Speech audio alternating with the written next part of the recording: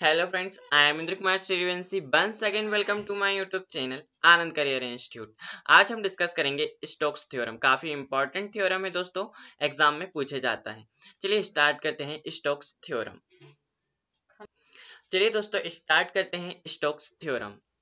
Stock ने हमें बताया, उन्होंने किस तरह रेखीय समाकलन को पृष्ठीय समाकलन में और पृष्ठीय समाकलन को रेखीय समाकलन में परिवर्तित करके हम उसका अध्ययन कर सकते हैं। यह हमें स्टोक्स के थ्योरम से पता चलता है।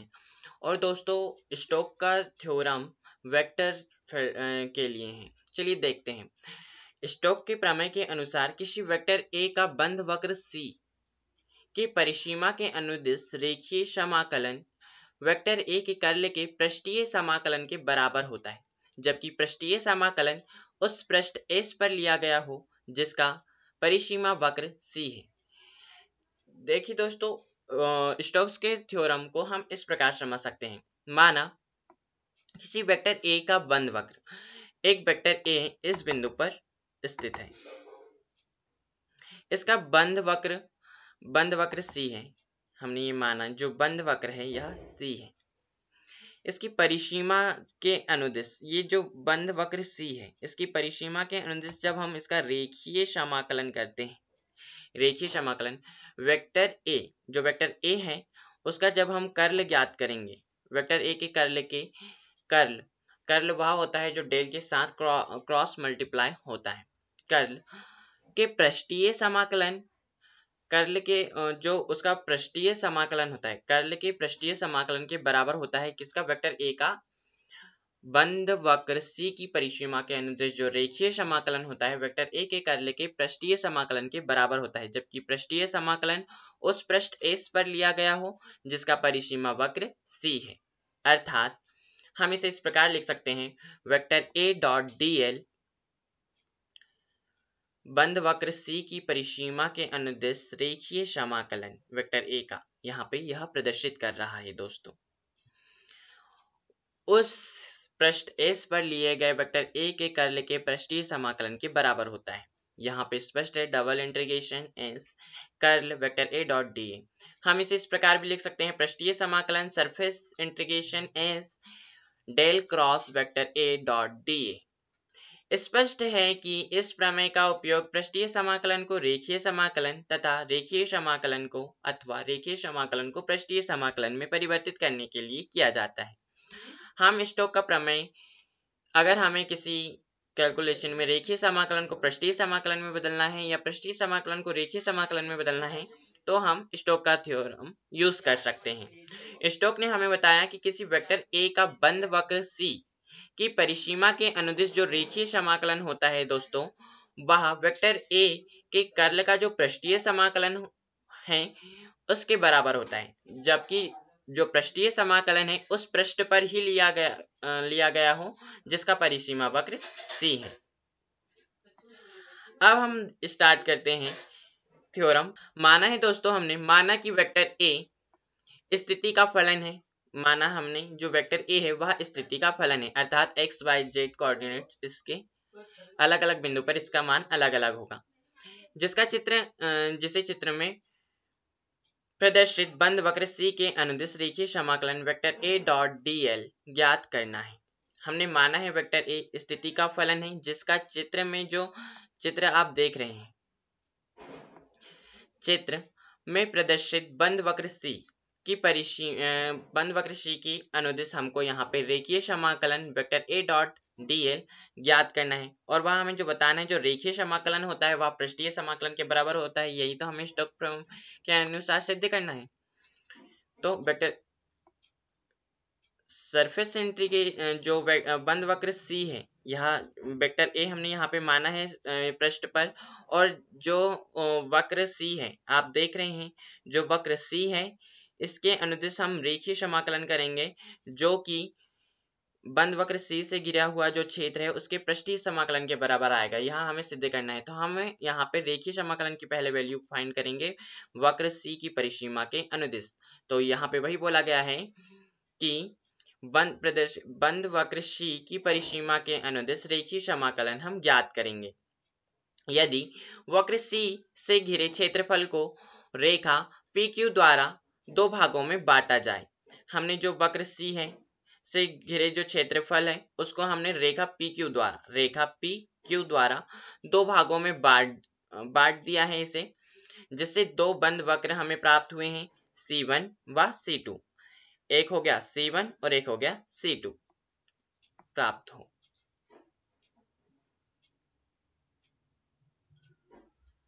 आप चित्र को एक बार देख लीजिए दोस्तों। अब देखिए चित्र बी में हम पाते हैं कि अब हमने दो बराबर जो वक्र बी में हमने वक्र सी से घिरे क्षेत्र को पी क्यू रेखा द्वारा बराबर भागों में विभाजित कर दिए हैं। तो आप चित्र बी में देखोगे हम क्या पाते हैं। चित्र बी में हम पाते हैं दोस्तों,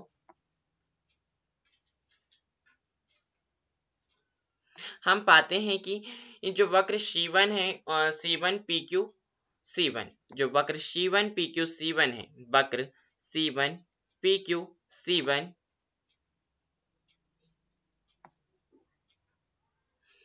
C1 PQ C1 के अनुदिश तथा C2 PQ C2 के अनुदिश रेखीय समाकलनों का योग वक्र C के अनुदिश रेखीय समाकलन के योग के बराबर है, क्योंकि वक्र C के लिए PQ के अनुदिश रेखीय समाकलन तथा वक्र C2 के लिए PQ के अनुदिश रेखीय समाकलन परस्पर निष्फल हो जाते हैं। अर्थात जो वेक्टर A डॉट dl का जो रेखीय समाकलन है वह हमने जो PQ रेखा द्वारा चित्र में आप देख सकते हैं फिर से एक बार, जो पृष्ठ है उसे हमने वक्र C1 द्वारा घेरा माना था तथा हमने चित्र B में इसको PQ रेखा द्वारा दो बराबर भागों में डिवाइड कर दिया। तो हमें दो वक्र प्राप्त हुए दोस्तों C1 PQ C1 तथा C2 PQ C2।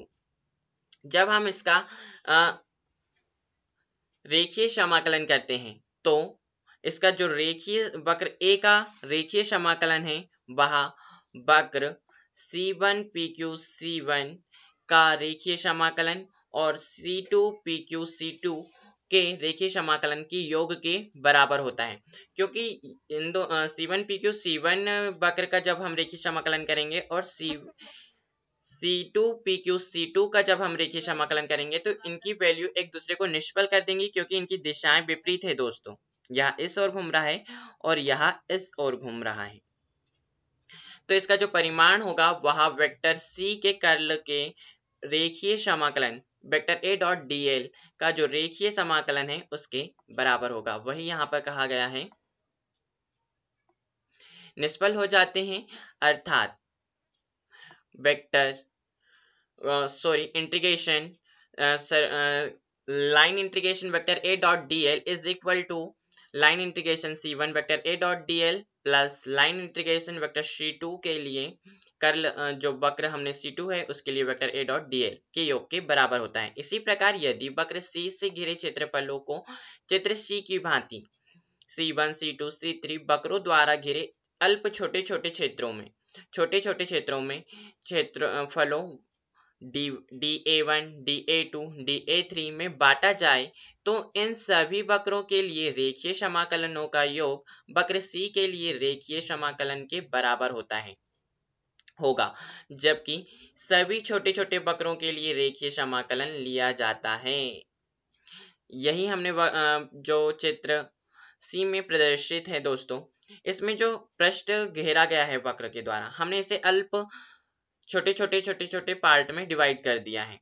तो इन्हें हम वक्र से घिरे क्षेत्रफलों में अध्ययन कर सकते हैं छोटे छोटे भागों में। वही यहाँ पे बोला गया है। इसी प्रकार यदि वक्र C से घिरे क्षेत्रफलों को C की भांति C1 C2 C3 वक्रों द्वारा घिरे छोटे छोटे क्षेत्रफलों DA1 DA2 DA3 में बांटा जाए तो इन सभी वक्रों के लिए जो रेखीय समाकलनों का योग होगा वक्र C के रेखीय समाकलन के बराबर होगा, जबकि सभी छोटे छोटे वक्र के लिए रेखीय समाकलन लिया जाता है। अब हम छोटे छोटे पार्ट का रेखीय समाकलन प्रत्येक पार्ट का देखेंगे दोस्तों। DA का देखा, DA2 का देखा, DA3 का देखा और उनका रेखीय समाकलन देखा। तो उन सभी का जो रेखीय समाकलन होता है वह वक्र A जो वेक्टर A को बंद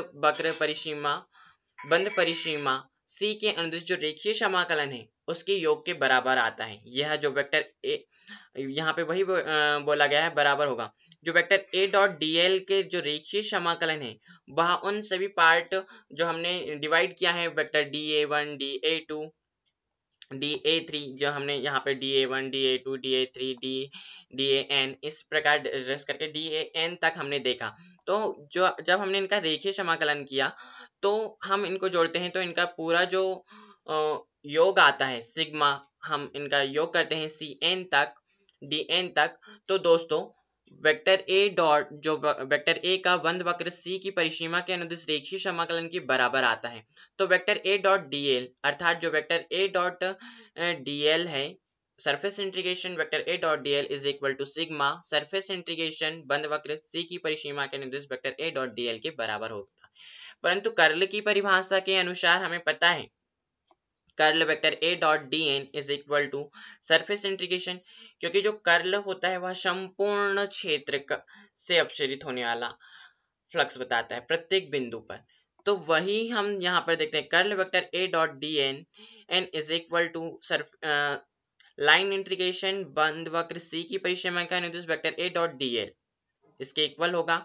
इसीलिए line integration vector A dot dl is equal to, अब यहाँ कर्ल A की वैल्यू इसके इक्वल आई तो हम जो वक्र C की परिसीमा के अनुदिश संपूर्ण जो पृष्ठ है उसका लाइन इंटीग्रेशन करेंगे तो हम जितना भी कर्ल की वैल्यू है सारे curl vector A dot dn सारे पार्टों को जोड़ देंगे। तो यहाँ पे वही किया गया है sigma curl vector A dot dn is equal to, हम इसे सरफेस इंटीग्रेशन भी लिख सकते हैं क्योंकि हर एक पार्ट पूरा पृष्ठ को कवर कर रहा है। पूरे पृष्ठ को हम छोटे छोटे पार्टों में कैलकुलेशन करके जोड़ रहे हैं, अतः संपूर्ण पृष्ठ surface integration vector A dot dl। तो स्टोक के प्रमेय के अनुसार यही बोला गया था कि वेक्टर A का बंद वक्र C की परिसीमा के अनुदिश जो रेखीय समाकलन होता है वह वेक्टर A के कर्ल के पृष्ठीय समाकलन के बराबर होता है।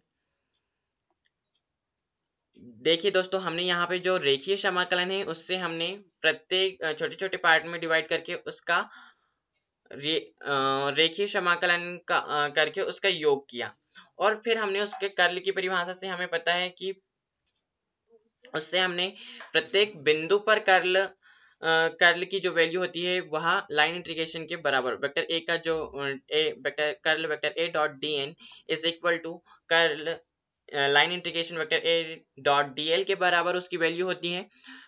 अब हम संपूर्ण जो कर्ल हमने छोटे छोटे पार्टों का ज्ञात किए हैं उन सभी को जोड़ दें तो एक पृष्ठ हो जाएगा। तो संपूर्ण पृष्ठ का हम एक साथ लिख सकते हैं, यही सिग्मा मतलब छोटे छोटे पार्ट को जोड़ के एक पृष्ठ बना तो पृष्ठ का कर्ल के बराबर होगा। यही स्टोक का प्रमेय है दोस्तों। I hope you understand and Stokes का प्रमेय आपको बहुत अच्छे से समझ में आ गया होगा दोस्तों। Thank you for watching my video. अगर मेरी वीडियोस आपको अच्छी लगी होंगी तो प्लीज लाइक कीजिए, शेयर कीजिए एंड सब्सक्राइब कीजिए। Thank you for watching my video again.